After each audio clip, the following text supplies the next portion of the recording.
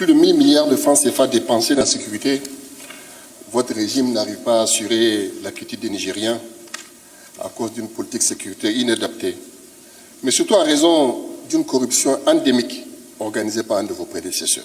Sous l'impulsion du professeur Youssouf Katambe, votre prédécesseur au ministère de la Défense nationale, salué pour son intégrité, les services d'inspection ont révélé un détournement de plus de 76 milliards de francs CFA des fonds de sécurité, pour lesquels votre régime a soustrait ses militants de la justice en leur remettant même leurs biens saisis.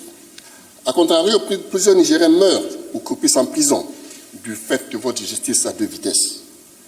J'ai une pensée pour la famille du capitaine Amadou Issa Kounché, mort en prison malgré les nombreux appels au secours de ses enfants, désormais orphelins.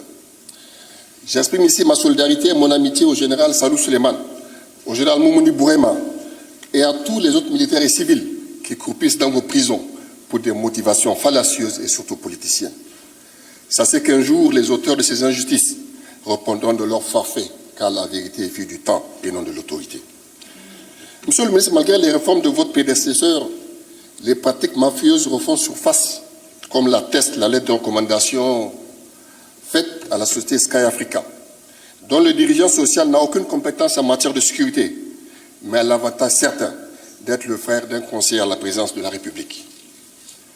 En outre, le 15 décembre 2022, les forces armées nigériennes ont annoncé le changement des tenues militaires nigériens, dont le marché aurait été attribué au prête-nom de notre conseiller à la présidence de la République.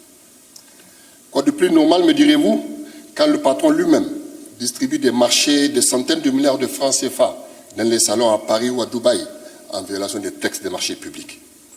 L'expression « c'est de la corruption des plus grands que n'est l'incivisme des plus petits » trouve au Niger tout son sens.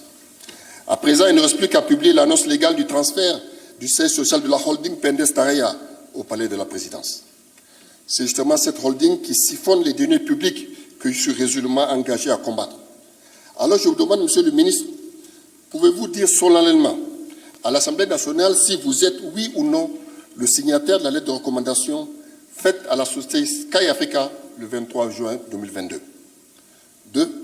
Entendez-vous bannir le recours aux intermédiaires pour les achats d'armement et traiter directement entre États, comme le font les gouvernements sérieux? Je vous remercie.